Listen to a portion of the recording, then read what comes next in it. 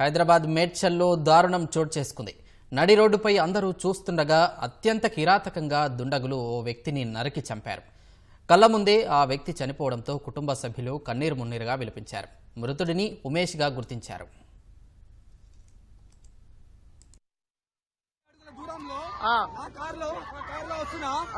ఒక చిన్న వెహికల్ ఉంది, ఇద్దరు కత్తులతో బహిరంగంగా లేడీస్ భయపడుతున్నారు. ఆపాలంటే కత్తులతో 4-5 సార్లు పొడిచి కిరాతంగా చంపేసి.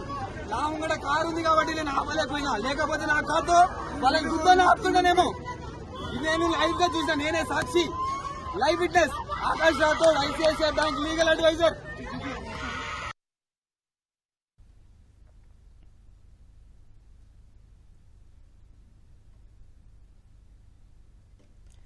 మేడ్చల్ దారుణ హత్యపై తాజా సమాచారం మా ప్రతినిధి రమేష్ అడిగి తెలుసుకుందాం.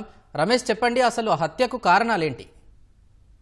మేడ్చల్ పోలీస్ స్టేషన్ పరిధిలో పట్టపగలి ఒక వ్యక్తిని నది రోడ్డు మీద కూడా అతి దారుణంగా కిరాతకంగా హత్య చేసిన ఘటన వెలుగులోకి రావడం జరిగింది. అయితే ఈ ఘటనకు సంబంధించి కూడా పోలీసు పరిధిలో కూడా ఈ ఘటన చోటు చేసుకోవడానికి కూడా పోలీసులకు స్థానికంగా ఇచ్చిన సమాచారం మేరకు ఘటన స్థలానికి చేరుకోవడం జరిగింది. అప్పటికే ఆ వ్యక్తిని అతి కిరాతకంగా పొడిచడంతో కూడా ఆ వ్యక్తి అక్కడికే మృతి చెందినట్లు కూడా పోలీసులు నిర్ధారించిన తర్వాత మృతదేహాన్ని అయితే పోస్ట్ మార్టం కోసం అయితే ఇటు గాంధీ ఆసుపత్రికి అయితే ప్రస్తుతం అయితే తరలించే పరిస్థితి ఉంది. అక్కడ వారి కుటుంబ సభ్యులు సమాచారం తెలుసుకొని కూడా ఘటనస్థలం చేరుకొని తర్వాత ఎవరైతే మృతుడు ఉమేష్ సంబంధించి కూడా మృతి చెందడం జరిగిందో ఆ మృతిని చూస్తూ బంధువులు అయితే అక్కడ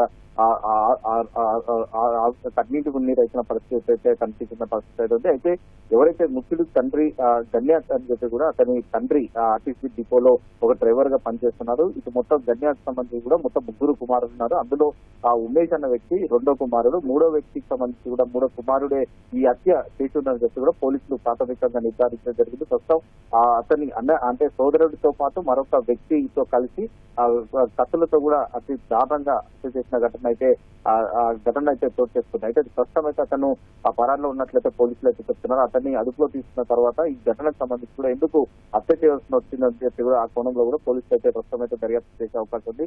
ప్రస్తుతం ఎవరైతే హత్య చేసిన నిందితులు ఎవరైతే ఉన్నారో అతన్ని ఇటు మద్యానికి బానిస కావడం, తర్వాత ఇంట్లో కుటుంబ కలహాలతో కానీ ఈ విధంగా హత్య చేసి ఉండొచ్చని చెప్పి పోలీసులు ప్రాథమికంగా నిర్ధారణకు అయితే రావాల్సింది. ప్రస్తుతం అయితే కేసు నమోదు చేసుకొని వారి కుటుంబాల దగ్గర వివరాలు అయితే ప్రస్తుతం అయితే సేకరిస్తున్నారు.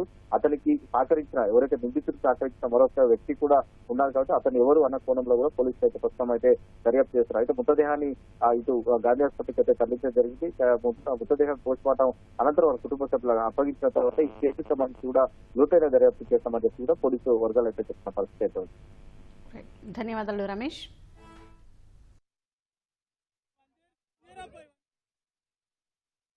లేదు